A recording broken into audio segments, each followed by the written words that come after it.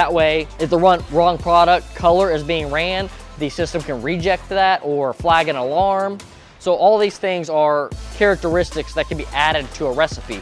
Going back to the robot tooling example, you could say part number X uses tool number 1, part number Y uses tool number 2, part number Z uses tool number 3. And in the back end, a programmer has taken that HMI interface, they've taken that data, saved it into the PLC, they then take that PLC data and then pass it off to the robot. Now that's all behind the scenes things that you don't necessarily have to know about. However, if you're on the controls engineering side of things, you probably already know or need to know these things. But the advantage to a manufacturer themselves is the fact that this system is changeable based on the operator's input. By them simply just changing the model number of one thing, and then all other things change within it.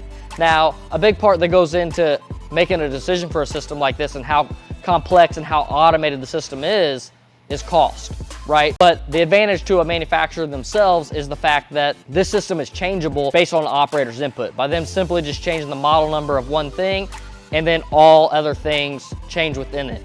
Now, a big part that goes into making a decision for a system like this and how complex and how automated the system is cost, right?